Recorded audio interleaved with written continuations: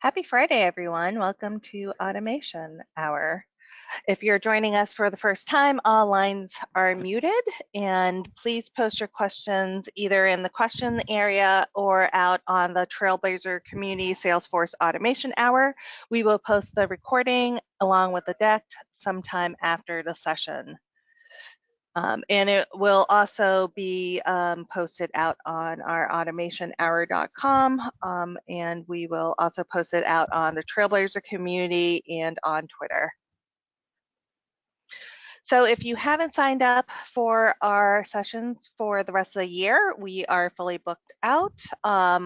So even if you cannot attend live, I highly recommend registering anyway so that you could get the link post session. And we cannot bring this free webinar series to you without our sponsor, Concrete.io, so thank you. And here are your co-hosts, David, myself, and Rakesh. Woohoo! And all three of us will be at Midwest Dreamin'. So that is August 7th to the 9th. So hopefully we will see you there. And if you do join, all three of us are presenting, so come up and say hi. And with that, we're very excited to bring back Nana Gregg. She's been on a couple of times now, and looking forward to her presentation today. So with that, let me hand over the reins to Nana. Awesome, thank you. And let me bring that slideshow back up here real quick. Sorry about that. I am behind the ball game here. But thank you so much for having me on. These are, I was telling David and Jen before they started the broadcast that I go back and watch these all the time as I come up with a use case or some need that I have of automation, and I'm just not really sure what to do. So if you don't know me, my name is Nana Gregg. I'm the VP and I'll flip back here, VP and Senior Salesforce Administrator for Jones Lang LaSalle. And I'm a Salesforce MVP. I love to blog, so you'll see me out on the community. I'm a lightning champion, love me some lightning, and have spoken at some events. And I've been an admin developer, I call myself, for about 12 years. And started out as an admin, and my very favorite thing now to do is to extend that admin knowledge using some of these great tools like Process Builder and Flow to really try to create efficiencies in our processes and for our end users. So today we're going to go through the use case. I'm going to show you a little bit of the schema behind the records in the use case. Then we'll jump in and I'll show you the flow and how we built the flow, and then we'll see it in action. And then we'll talk a little bit about the analytics and why this flow is so important in our org. So the use case. So in our organization, we have about 900 users, and we use Sales Cloud, and we also use a Financial Force app partner for Financial Force project management. And when an opportunity is closed won, what the complaint was is that it's pretty time consuming to create a project from that opportunity. So they've sold a deal, and now we need to create the various project records that are needed to get a project started and going. And when a project is needed, what the billing analyst does is they open the opportunity record, and on the opportunity record, usually the salesperson has uploaded multiple files. We've got our purchase order, we've got our statement of work, we've got the various proposal documents. And so they've got all these files, and the billing analyst will read and download all of those files so that they know what they need to do to set up the project, to make sure that it's fully compliant with everything that the customer signed. And then the billing analyst will create a project record, and then they create a budget record, sometimes multiple budget records. And then they have to create rate cards, because our work is typically based on, it's fixed fee, but there's people logging time against projects as well. And that time has various rates. That's all written into that statement of work in those documents. They'll create project milestones. And then once they've got those records created, then they upload those same files that they downloaded from the opportunity record back to the project record. One of the reasons that they've always typically done that is that they've already got them downloaded because they had to download them and read them, and they place them in some folders, and then they go ahead and upload them so the project manager then has access to them. Sometimes our project managers don't have access to opportunities in the system due to licensing types. Maybe they only have a platform sales license instead of a full Salesforce license, so they don't have the access to get to the opportunity to see those files. So it's a pretty arduous process. I put here that it can range between 5 and 15 minutes depending on the scope. It's typically more along the lines of the 15 minutes per project to set up. And at any given time, we have about 12 to 1,300 active projects. So they're creating projects a lot. And the risks of this has always been that because of the time it takes to do it, they could skip a step because they get sidetracked. They get an email, they get a phone call, someone walks up to their desk. So they might skip a step and miss something in the setup of the project. And then for me, as a Salesforce admin, the biggest risk is that we have 2 sets of the same files now loaded into our system. So there might have been 7 or 8 files attached to that opportunity, and now those 7 or 8 files are attached to the project, and so we've duplicated our file storage, which is huge. And we wanted to see if we could come up with a way to make this a better process. So I'm going to show you a little bit of the schema. And so here is kind of the schema and how things lay out. So we've got our opportunity record. And our opportunity record has multiple files connected to it. And from there, they create a project record that has, I didn't have 1 or more budgets, but it does potentially have 1 or more budgets. It's got 1 or more milestones and 1 or more rate cards. And then we need those files to live on the project record as well. So this is kind of how it looks. And these are all objects and records within the system. Oh, let me go back before we get to that. So we're going to flow now. So what I'm going to do is we're going to jump into the system, and I'm going to show you kind of exactly what everything looks like. So this is in my sandbox, and I'm on an opportunity record. So when I was talking to the users about how we could potentially make this easier for them, immediately to mind came, a lot of the information they have that they have to fill out on that project record, that budget record, those rate card records, a lot of that information is already in the system. Maybe it's fields that are filled out on the opportunity already. Maybe it's fields that are on the account. Some of it is information that's in those documents. And so, but they're having to fill it out again when they create those project records for the most part. So I immediately start thinking, if I could provide them with a form, a flow form, screen flow, where they could input that information. And then with the flow, we could take the information that they've input and take the other information that already lives on the records. And we could automatically create those records for them, right? All in one step, which is fabulous. So we started thinking about building that flow. And then again, we started thinking about those documents. So I'll show you here real quick. We've got our opportunity record. And basically, when you're in the billing and finance app, I love Lightning. And so we can make sure that because they have their own app, that this flow form only shows up when you're in the billing and finance app. And so we've got this great little tab that says Create Project. And if we flip over to this Create Project tab, whoa, wait a minute. It says you must edit the opportunity and add the project manager, project start, and project end before you can create a project. So this gives us a way to validate that all of the information that we need to create a project is actually in the system. Before it shows that flow screen, which I really love.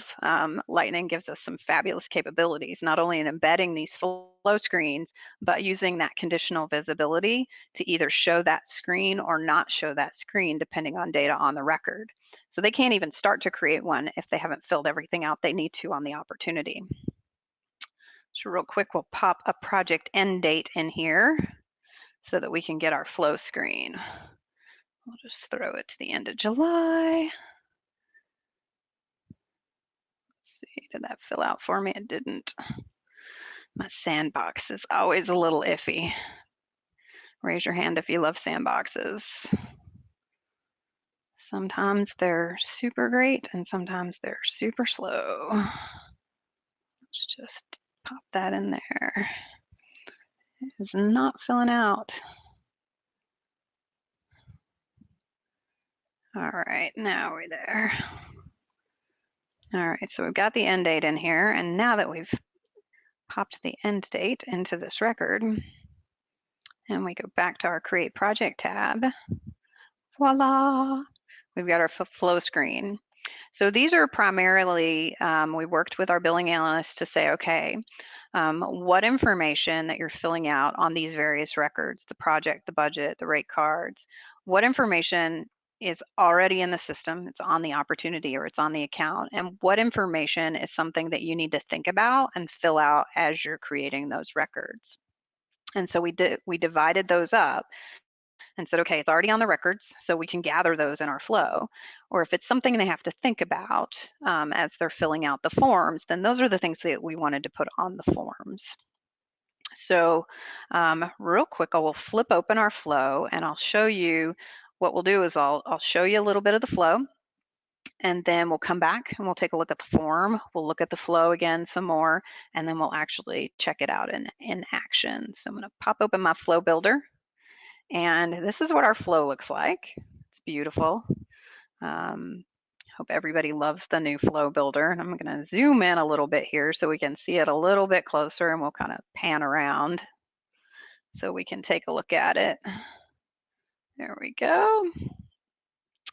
So basically we start out, and on this flow, we start out with our Create Project screen, that same screen that I popped open and showed you initially. So it's this first Create Project screen right here. We've got all of our fields that we need to fill out, and this is basically the project information that the billing analyst needs to fill out. You see they'll hit next to create budgets. And so they create their project, and once they filled out their Create Project screen, the system and our flow goes through and it looks up and it says, okay, now that we've started to fill out the information on this screen, we need to get some information from that opportunity that we're on, that opportunity that screen is on. So it goes and it gets that opportunity record. And then we flip on over to that Create Budget screen. And so the Create Budget screen, I'll show you, is the next screen in the series. And the Create Budget screen, what we're able to do is, because we went and did that record lookup for that opportunity, now we can come back and say, here's the total amount of the opportunity, so that they have that as a reference point when they're creating their budget. So they're going to fill out, they could potentially fill out 3 different types of budgets. We've got services budgets, expenses budgets, and subcontract and software budgets. So we fill those in. And then the next screen is our Create Rate Card screen. So this one was a little trickier because essentially this is the type of child record to a project that we could have a lot of. And there's sort of an infinite number of records. I mean, they could put as many rate cards on a project as they want. And you can only do so many on a flow screen. And so we were kind of brainstorming how we were going to do this. And we decided to actually take a look at our current projects that are in the system. And we said, okay, let's go look at our current projects that are in the system and see what's the average number of rate cards our projects typically have. And our projects typically didn't have more than 5 rate cards associated with them. So we determined that that was a great number. It didn't make the screen too big. And so we gave the opportunity for the billing analyst to fill out 5 different rate cards. So maybe they have a solution director at $180 an hour, a technical architect at $165 an hour, and maybe that's all they have on this one. But they could fill out up to 5 and create 5 at once during this flow generation process. So I don't know if you remember, but back in my schema, I mentioned milestones. And so milestones is that same, we have that same issue. So milestones for us are the billing triggers. for this particular project. And it might be fixed fee billings or time and materials billings, but they align typically with the statement of work and our billing needs. And again, there could be an infinite number of milestones.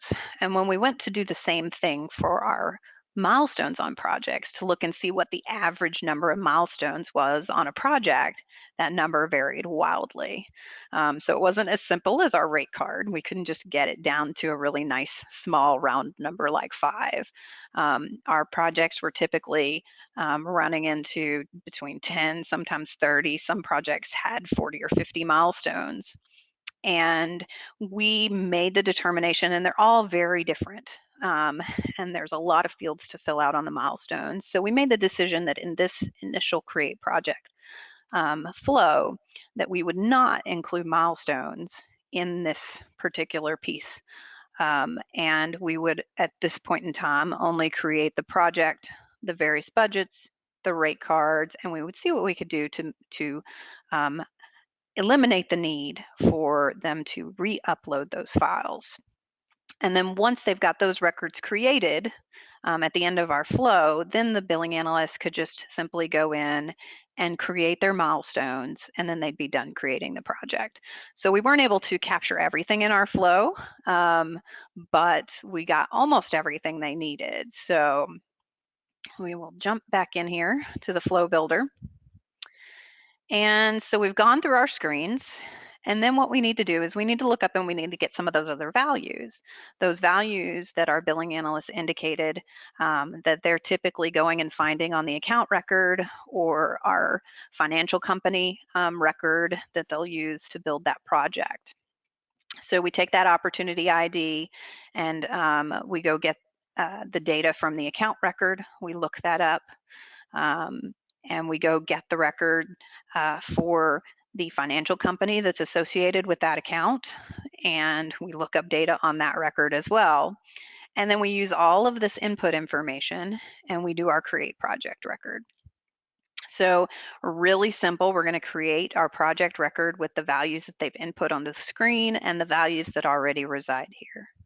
And then we gather the ID for that create project record, because we're going to need that, because all of these other child objects, we're going to want to relate to that project that we've created. And so this is where those rate cards come in, and it looks a little busy, but it makes sense when you think about it. So what we do is we go through and we have a bunch of decisions, and basically the decision is the first rate card field, rate card 1, is that filled in? If it is, then we're going to take the values that they filled in and we're going to add the values that they filled into our collection. And then it goes and checks to see if the rate card 2 field is filled in. If it is, great, it adds those values to our collection. If not, we're going to go ahead and finish out. So this gives us the ability to say, if they only filled out 1, it's going to add this 1 value to the collection. And then it didn't fill out the second, so we're going to go ahead and skip on down and we're going to create our rate cards. If they filled out all 5, it'll add all 5 of the values and the variables to the collection. And then at the end, it's going to create all 5 of the rate cards that we need. So really gave us the ability to say, okay, you can just fill out 1 if you want, but otherwise, if you need all 5, you can fill out all 5. We create those rate cards, and because we've got that project ID already, we can associate those rate cards with the project ID. And now then we get to my very favorite part of this flow. We get to the files. So I'm going to flip back over here real quick to our opportunity, and you can see that this particular opportunity has 3 files associated with it. And typically that's, sometimes they'll have 3, sometimes they'll have 4 or 5, because they'll keep their working draft versions of the documents and the files on their opportunities. And again, our billing analysts are downloading all the files, reading through them, and then they're uploading them again to the project. And, 1 at a time, if you're just doing that onesie twosie here or there, it's not that big a deal. But when you're doing that for every project, and when you've got hundreds of projects, that file storage could really come into play. So we really wanted to come up with a way to take these files and somehow move them automatically. That was really the biggest thing that people wanted to do. So when I was looking at these files, we can obviously share a file, right? And we can share it with people. We can share it with objects, okay, with groups. And so we were taking a look at that. Let me close that out. Sorry, my little WebEx bar is just right there. There we go. Okay. So I was taking a look and I'm like, I know there's got to be a way to do this. So we started down the path of really just researching. So went out onto the Trailblazer community, did some searches at searchtheforce.com for files in Salesforce and sort of the structure of the files in Salesforce, because I didn't really understand the structure behind the files either. I knew they could be shared with multiple records, but I didn't know how those objects were represented in the object structure. And so I was able to find in the developer.salesforce.com, make this your friend and bookmark it. We've got the data model here. And so you're able to go to the data model and look at the data model for some of the various Salesforce things, objects, sets of things in the system, right? So whether it's forecast objects or whether it's territory management, in this case, I'm wanting to look at these content objects, which is these file objects, to kind of see how they're structured, right? So that I can understand what I might need to do in order to get to this information and then share it. All right. So I took a look at the structure here and I'm like, okay, so it's content.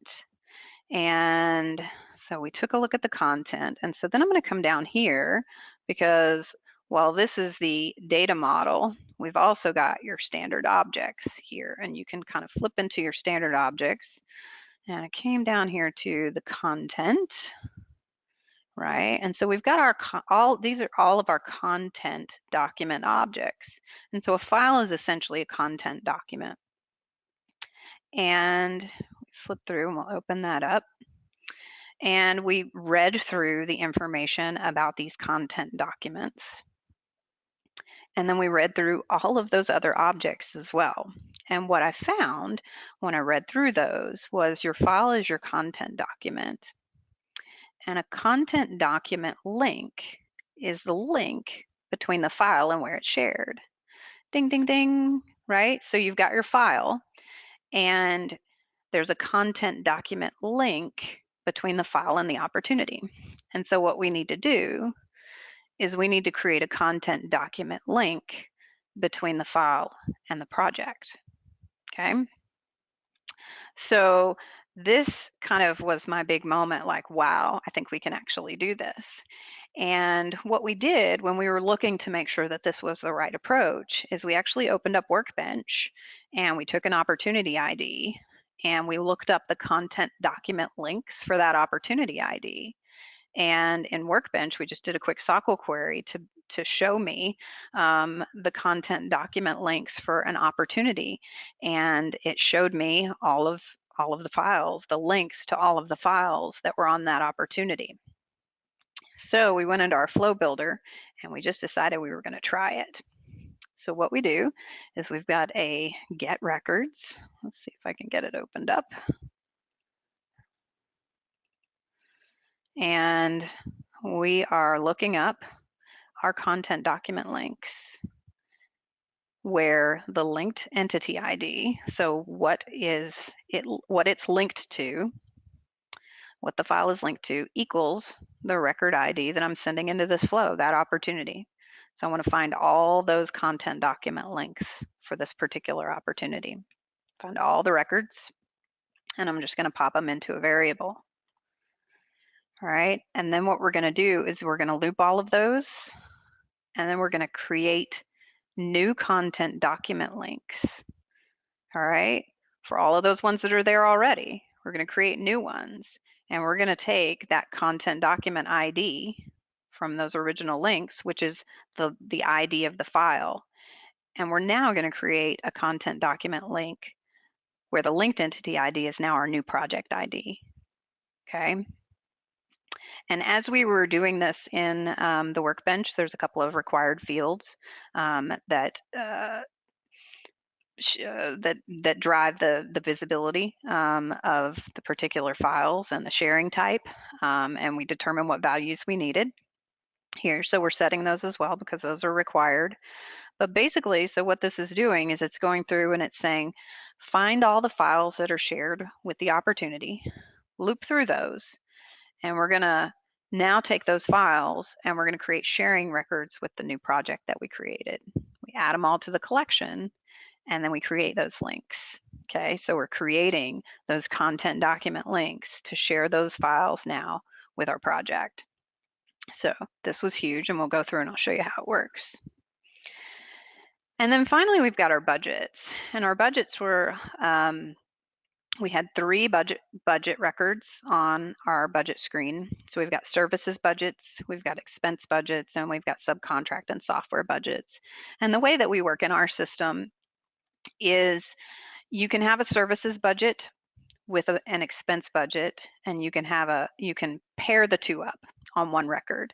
You can pair up a subcontract budget with an expense budget, but you can't pair up a services budget with a subcontract budget.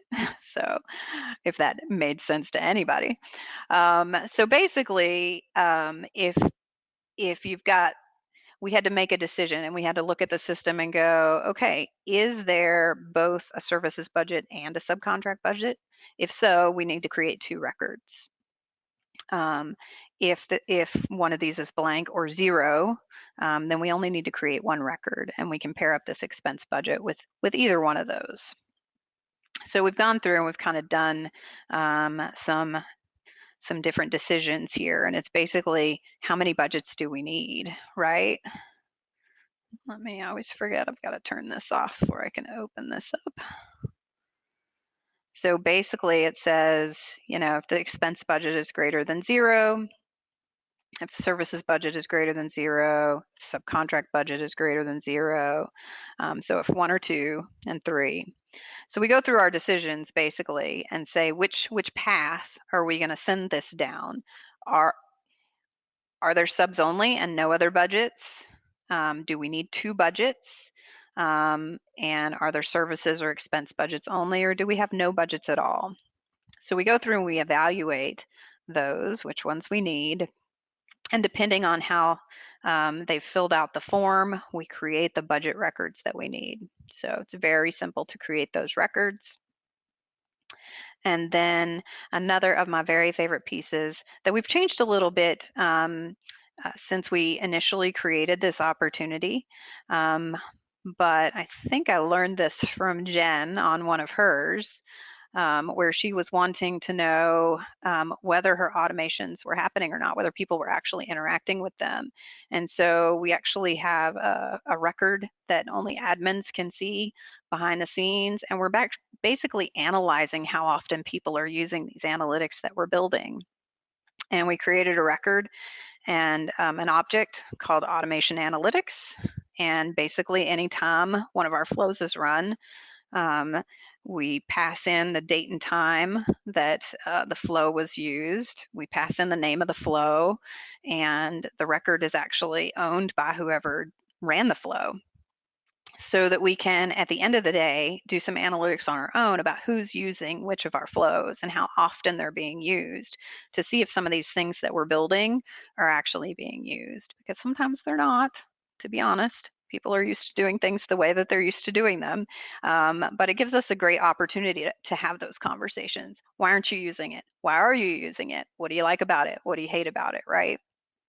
So since we did this, we actually just created a subflow, and now we just add that subflow and call that subflow in all of our flows, so that automation analytics record is automatically created, so that we can just do our own analytics on what we're doing. It's also good at the end of the year when you're filling out your own evaluation on the things that you've done that year. You can tell people this is how many automations were run in our org this year that I built, right? So toot your own horn. And then we've got a screen at the end to let the billing analysts know that they're done. So seems like a little bit complex, but it was a complex process. They were creating multiple records. It's taking them quite a bit of time. And this file sharing is just amazing, right? If we can get it to work.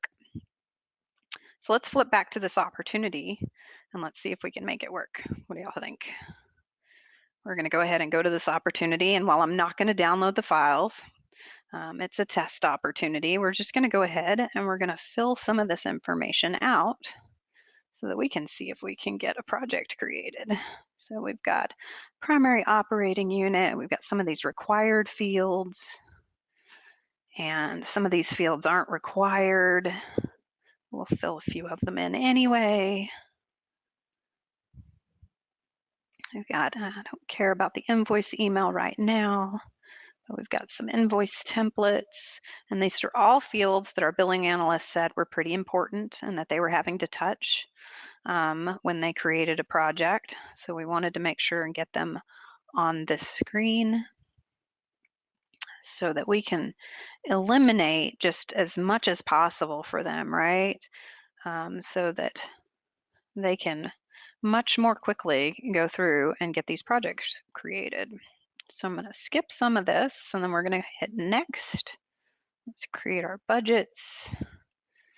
And so we'll say this is 20,000 and 1,000 and 4,000. And so because I put something in all of these, we should end up with two budgets. We're going to have a services budget that's got services and the expenses combined, and we're going to have a subcontract budget.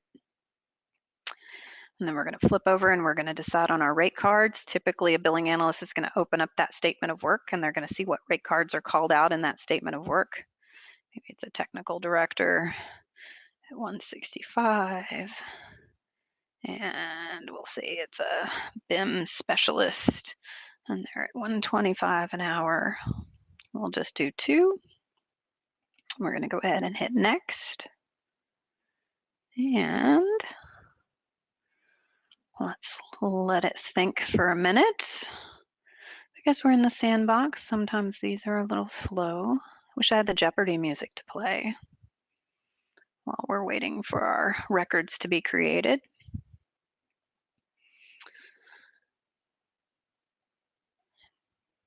While we're waiting for that, did we have any questions so far? We only had a comment from Michelle. This is great. Nana is fantastic, and the use case is super relevant. Awesome. Well, thank you, Michelle. All right, here we go. Yeah, this use case is very helpful. Thank you. We've got congratulations. It was just that easy. And yes, that is exactly what my billing analysts see when they create a project. I like to insert a little humor. One of these days I might throw a GIF in there or something.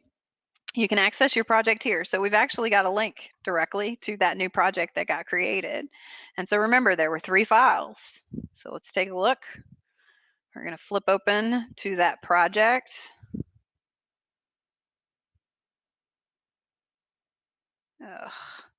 And see, this is where my link doesn't work because I'm in the sandbox and my link points me to production. So let's go over here and let's see if we can find it. I bet we can. In fact, actually, it's probably in my related list. So let me go back and refresh this opportunity record, and it will now be related. Come on. So this is, for us, this was an example of, people don't always tell you when something takes too long or when something's not working right. They just don't tell you. They don't always speak up because maybe they assume that it's just them or whatever. And so by doing what you always hear Mike Gerhold talk about, that savoir, Salesforce administration by walking around, you can find out that something that they're doing that maybe you can help with, right? So sure enough, okay, so we've got our project I can get to it right here. So this is our new project that just got created.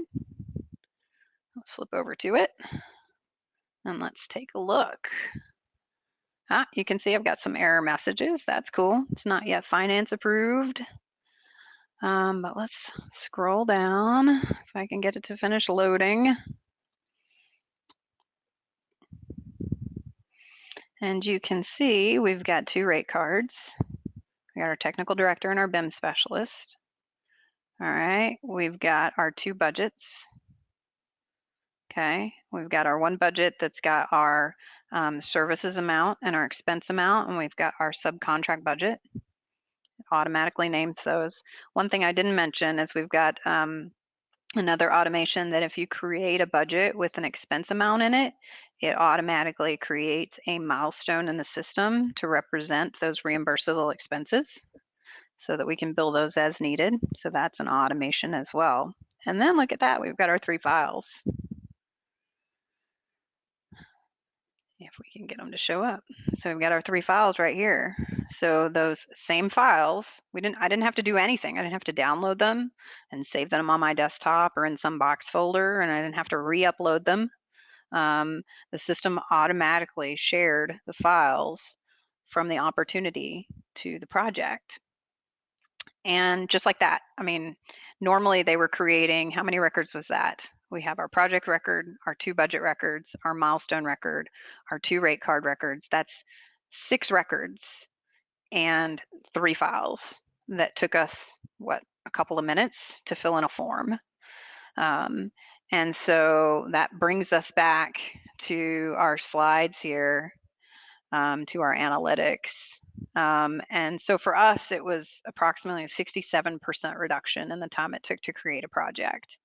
Because all of that, most of that information was there. They were just having to click new record, right? Fill the information in, and new record, new rate card, new budget, right? And we were able to really jump it down from about 15 minutes to about 5. If you think about, you know, I've got to get in and then create the rest of my milestones. We've also, what we've done, which I think was really great, was lowered that possibility of projects being created without all the necessary records.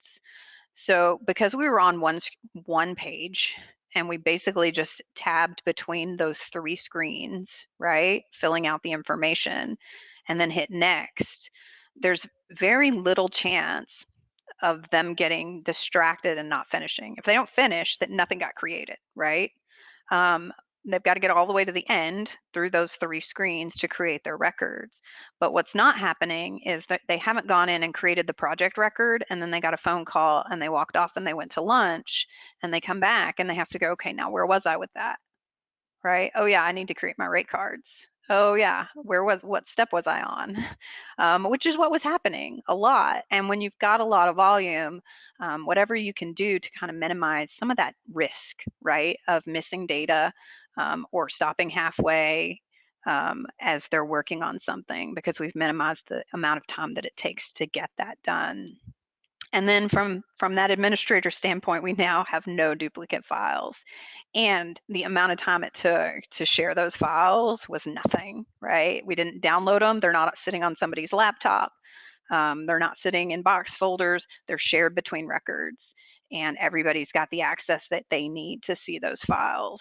So it's been really well received, and we're trying to approach, you know, a lot of people's processes like that and talk to them about, you know, what are some of the things that they're doing that they feel like it's just taking them a lot of time to do, that we can maybe help using some of these automations, using the screen flows, using Lightning, because we can show those screen flows to only subsets of users or only in certain apps like we've done here, and to not even show that flow if things aren't ready for it yet.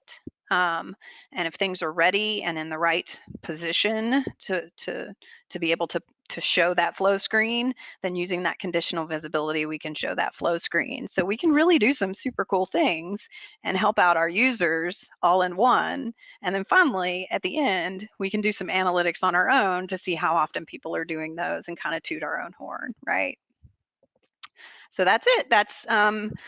That is our project creation and sharing of files automation that we've done. And I'd be happy to take any more questions on that. All right, so while we give folks a few minutes to come up with their questions, either based on Nana's presentation, or if you have a general process automation question, we'll take those as well. Okay. Mai says, best flow session ever. Thank you. Michelle's question is, can she or Jen point to the documentation for that analytics piece? Jen, do you remember where you talked about it? I think it's in one of your blog posts. I'm not sure. And it may have been something that I just I read that you were doing, that you were you added a subflow to kind of just record something. And I thought, oh, we could do that.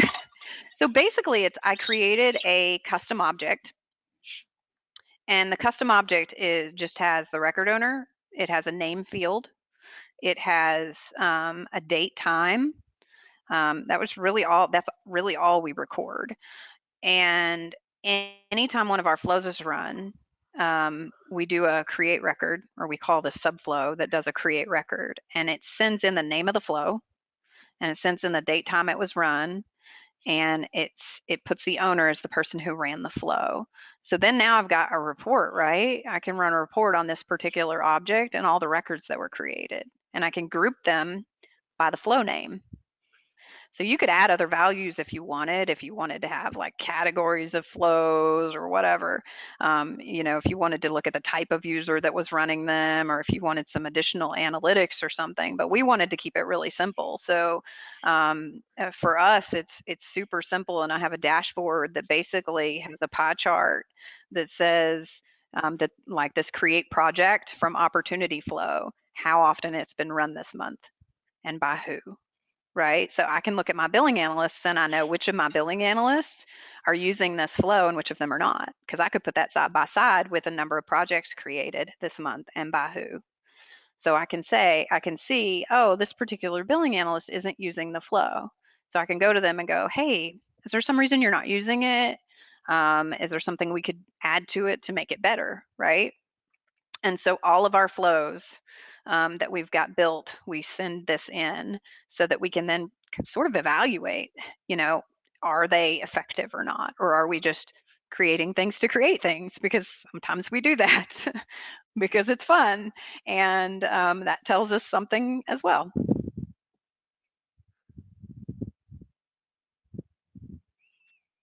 All right, let's see if there are any other questions.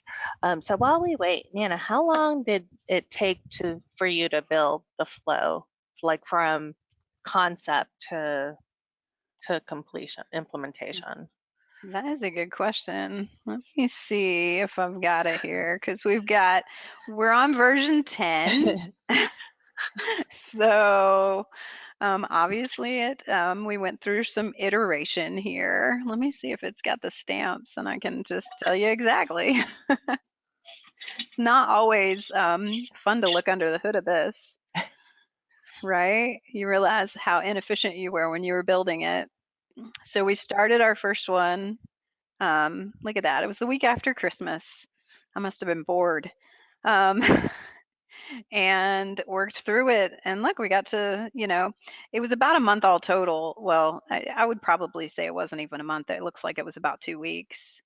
And then we added something. We probably added that analytics tool to it, or maybe added a piece to it a few weeks later. So, it probably took us about 2 weeks. Great. All right, let me go to the Trailblazer community and refresh, see if there's anything there. Let me see. I may actually have in the sandbox. Let me see if I have my automation analytics dashboard. The sandbox hasn't been refreshed in a little while, a month or so, so it won't be up to date for sure, but it will give you an idea of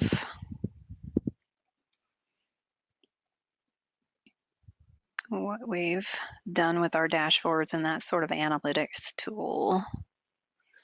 Like I said, it's a super simple object that's just record owner, the name of the analytics, and the date that it was run. And this is obviously pretty old. It's refreshing. But I was the admin that was sitting here sort of, screaming at my boss going, they've created 100 projects, but only 17 of them did they create using our new flow screen. Why aren't they using it? But it gave us a good chance to see why they're not using it, to go back. Oh, well, they're not using it because there's a specific field that they really always fill out. Okay, let me add that, But, I try to learn not to take it personally, that sometimes there's other reasons that they're not using it, but it gives us some good insight. So, and then you can see we've got some other automations that it's kind of showing up here. We got a new customer form that we ask people to fill out. Yeah, I could see I actually broke it down into how many, don't look at the names, and how many projects people created, and then how many times they actually use the automation, And again, the sandbox hasn't been refreshed, but it shows a story that sometimes they're not. I'll tell you that for this particular team, one of the reasons that they haven't used it as much is because it's in Lightning, and they're the one team that we continue to let access Classic because of one particular process. And because they prefer Classic, they stay in Classic and they don't see the flow screen. And because that's a personal preference of theirs. So until we get them out of Classic and get that other process out of Classic, they probably won't use it as much. So that gives me something else to work on, right? Cool. All right, so we're going to ask last call for any questions out there. And while we wait, Nana, how did you learn process automation? Probably the same way most of you learned process automation. Trailhead, obviously, is huge. And that sort of gives you that great baseline.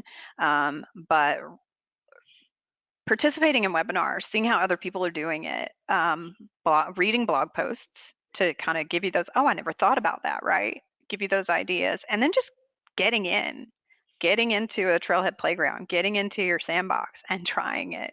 It's scary at first. It looks scary. You think it's scary, but there's so many tools out there, and there's so many reference materials out there that can kind of help you with that. And then again, if you get stuck on something, you can go to the Trailblazer community, you can go to Twitter and you can tweet about it or post about it, and somebody's going to go, oh, I've seen that before. Here's how you fix that. So sometimes you just have to, it's like a rip the Band-Aid off. Just get in there and try it. You might like it. All right, Kathy has a question. As someone who still has a managed package using attachments versus files, do you think this example might work? Good question. I am not sure if the attachments and the files are both the same content document. I'll be honest, I have no idea. So you'd probably just have to test it and see if it's still that same link. And so to do that, what I would do is I would take a record from that managed package file and I would open up the workbench and I would do a quick SQL query where you're querying the content document links for that record and see what comes up, and see if that's the same object that is doing the sharing between the attachments and the files. That's where I would go first, because I don't know the answer to that question, but it's a good question. Great. Vincent says, Nana, see you tomorrow at Salesforce for use. Hey, Vincent. And Amika asks, how did you manage to have 2 columns on your flow screen, or is it standard behavior of Lightning flows? Good question. I'll pop open really quickly and I will show you. Actually, I think, is it in the page? It's in the page, now that I think about it. Let me flip open that opportunity. And on your Lightning record page, of course, my sandbox is so slow. Anybody else have this problem? There we go. So we're going to hit edit page. And it's funny because we wanted it to be 2-column. And I'll show you the two funny things about it. Is the screen where we've got our rate cards, where we wanted our rate card names, the rate card roles on the left and the rates on the right, was a little clunky. Look at all my red stuff there. All those notifications. So when you add this flow component, you can choose 1 or 2 columns right here in that particular component setup on your Lightning record page. But when you do, let's go into our flow builder. I'll show you, because the way we wanted our rate card screen, we wanted it to be where the roles are on the left and the rates are on the right. And they're a little off, if you notice, because the boxes are a little different sizes. But so we had to kind of just play around and make sure that how we ordered them on the screen here was how we wanted them to appear when it's 2-column, right?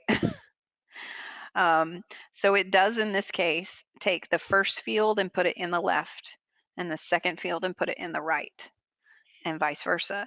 So on this first screen, the create project screen, I had initially ordered them the way we wanted them to be, right? And then I had to go back and go, oh, okay, now that we're doing 2 columns, I want all the stuff on the left, I want those to be every other field, and all the stuff on the right to be every other field. So you just kind of have to watch that depending on if you're putting it in a 2-column or a 1-column layout. And think about that if you're doing it differently in different apps. Because if you add this same flow in another app on another page component and choose 1 column, then it's going to look different than if you choose 2 columns on a different app. So think through those. Right. Another question, how did you display the comment on the create project screen where users can't create a project without filling in the dates first? Is that another flow being called? So no, actually, good question. That is a Lightning feature. And so you can see I've got here, I've got it open. So I've got this rich text box, basically, that I entered the information in. And then I've set my component visibility to look at, I've got a field that says, is this ready for a project? And if that field is false, then this particular message shows up. And my flow component is also set with component visibility, that my flow component only shows up if the ready for project equals true. So only one of them will ever show. If it's not ready for a project, then the rich text shows. And if it is ready for a project, the flow screen shows. So we're able to manage that really nicely. It's one of my favorite features of Lightning. As you can see, I have a whole bunch of these, and they have the little orange icon. They're messages to your users. That's really cool. Michelle just lets you know that your sandbox issue, she also fields for you. Good. Thank you. I'm not alone. And then Anna Mika said, I've distributed my flows through guided actions, and unfortunately it doesn't show 2 columns. Oh, that's too bad. Yeah, you got to use those flow screen components, the Lightning component. All right, last call for any more questions for Nana. Just wait another second.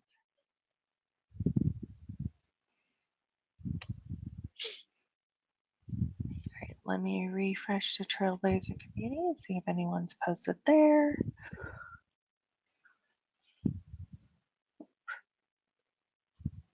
All right, I am not seeing any new questions come in. I know this was super helpful.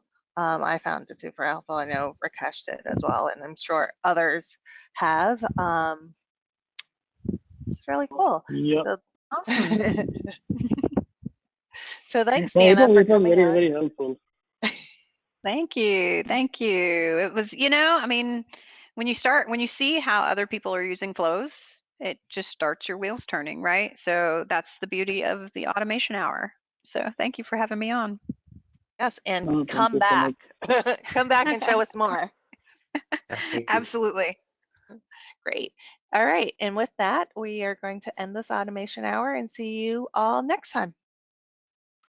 Thanks. Thank you. Have a great weekend. Enjoy.